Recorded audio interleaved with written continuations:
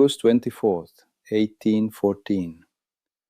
The President of the United States was fleeing Washington. Government officials were running through the streets trying to save important documents. Smoke was rising across the Capitol, and before the night was over, foreign soldiers would walk into the White House and set it on fire. Today, the White House is one of the most recognizable buildings in the world. It represents American power, leadership, and stability. But there was a moment in history when the capital of the United States fell into enemy hands. A moment when British troops marched through Washington D.C. and the White House burned. This is the story of the night America's capital collapsed into chaos. A story of war, panic, humiliation, survival, and rebuilding. To understand how this happened, you have to go back to the War of 1812. At the time, the United States was still a young country. America had gained independence from Britain only a few decades earlier, but tensions between the two nations had never truly disappeared. The British Royal Navy was stopping American ships at sea. American sailors were being forced into British service through a practice called impressment. Trade conflicts were growing, and many Americans believed Britain was encouraging Native American resistance against US expansion in the Western territories. In June 1812, the United States declared war on Britain. Many Americans expected a quick victory. Instead, the war became long, difficult, and expensive. Battles were fought across land and sea. Both sides suffered losses, and by 1814, the situation became even more dangerous. For years, Britain had been heavily focused on fighting Napoleon in Europe. But after Napoleon's defeat in 1814, Britain could now send more troops and ships to North America. Suddenly, the United States faced a much stronger enemy, and one of Britain's targets was Washington, D.C. At that time, Washington was still a relatively new capital city. It was smaller, less developed, and less protected than many people imagine today. British leaders believed attacking the capital would damage American morale and send a powerful political message. So, in August 1814, British forces moved toward Washington. American troops tried to stop them at the Battle of Bladensburg in Maryland. But the battle became a disaster for the United States. American defenses collapsed. Soldiers retreated in confusion. The defeat was so chaotic that some later mocked it as the Bladensburg races. And once American forces fell back, the road to Washington was open. President James Madison had gone out to observe military operations during the crisis. Meanwhile, panic spread across the capital. Citizens rushed to leave the city.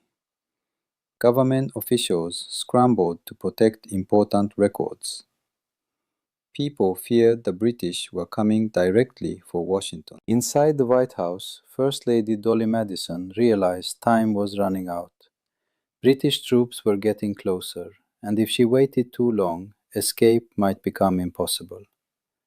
Before leaving, Dolley Madison focused on saving important national treasures from the White House. One object became especially famous: a large portrait of George Washington, painted by Gilbert Stuart. Historical accounts say the portrait was removed from its frame so it could be rescued before British soldiers arrived. Dolley Madison's actions later became legendary.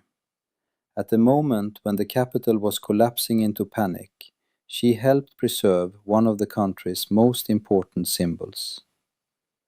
As evening approached, British troops marched into Washington, D.C. The American capital was nearly defenseless. Government buildings stood vulnerable, and soon British soldiers reached the White House. At that time, it was commonly called the President's House. It had not yet become the global symbol of American power that it is today, but it still represented the United States government.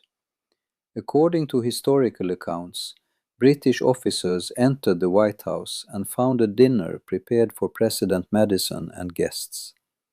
Some reports say the officers briefly ate and drank before carrying out their mission. Then the destruction began. British troops set fire to the White House. Flames climbed through the rooms, furniture burned, windows shattered from the heat. Smoke rose into the night sky above Washington, and one of the most important buildings in the United States became an inferno. But the White House was not the only target. British forces also burned the Capitol building. The Library of Congress was heavily damaged. Government offices caught fire across the city. For Americans, it was a national humiliation. The capital of the United States had been captured and burned by a foreign army. And for a moment it looked as though the young American Republic might collapse under the pressure of war. But there is an important detail many people do not know. The British were mainly targeting government and military-related buildings. This attack was partly intended as retaliation for earlier American actions in Canada, including the burning of government buildings in York, which is now Toronto. In British eyes, this was meant to send a military and political message. Still, the image of Washington burning shocked Americans deeply. The government had fled, the capital had fallen, and the White House was now blackened by fire. Then something strange happened. As fire spread across Washington, a violent storm slammed into the city. Heavy rain and powerful winds disrupted the destruction. Some accounts even describe tornado-like conditions. The storm damaged buildings and scattered troops, but it also helped extinguish some of the fires burning across the capital. To many people at the time, it felt almost unreal. Some later described the storm as if nature itself had interrupted the attack. The British did not remain in Washington for long. After damaging the city and sending their message, they withdrew. But the emotional impact stayed behind. Americans were furious and embarrassed. The burning of Washington became one of the darkest moments in early US history. Yet the story did not end there. Although the White House had been heavily damaged, parts of its stone structure survived. Reconstruction soon began. Workers rebuilt the interior. The government slowly returned. And eventually, the president moved back into the restored building. There is also a popular story connected to the White House's color. Some people believe the building was painted white after the fire to hide burn marks. But historians point out that the White House had already been painted white before 1814. Still, after the destruction and rebuilding, the bright white appearance became even more strongly connected to the building's identity. Over time, the President's House became more widely known as the White House. The War of 1812 itself eventually moved toward its conclusion. In late 1814, negotiators signed the Treaty of Ghent, officially ending the war between the United States and Britain. Because communication was slow at the time, some battles happened even after the treaty was signed. One of the most famous was the Battle of New Orleans, where Andrew Jackson led American forces to victory. That victory helped restore American confidence after the humiliation of Washington's destruction. And over time, the United States reshaped how people remembered the war. Instead of focusing only on the burning of the Capitol, Americans also remembered moments of resilience and survival. But the image of the White House burning never completely disappeared, because even today it feels almost impossible to imagine. Foreign soldiers marching through Washington, D.C., the president fleeing the Capitol, the White House in flames, smoke rising over the seat of American government. That image shattered the idea that the United States was untouchable. It reminded Americans that the country was still young and vulnerable. The burning of Washington also exposed weaknesses in American military preparation. Defenses around the Capitol had been poor. Leadership during the crisis faced criticism. And the defeat at Bladensburg became a lasting embarrassment for many military leaders. But history also remembered acts of courage during the crisis. Dolley Madison's actions became part of American legend. Government workers rushed to protect important records. Citizens tried to save what they could before fleeing the city. And the rebuilding of Washington became a symbol that the country would continue despite defeat. That may be why this story still matters today. Because it was not only about destruction, it was about survival after humiliation. The United States lost its capital temporarily. Its most important government buildings were burned. Its leaders were forced to flee. But the country did not collapse. The government survived. The White House was rebuilt. And America continued forward. Today, tourists take photos outside the White House without realizing it once stood blackened by fire.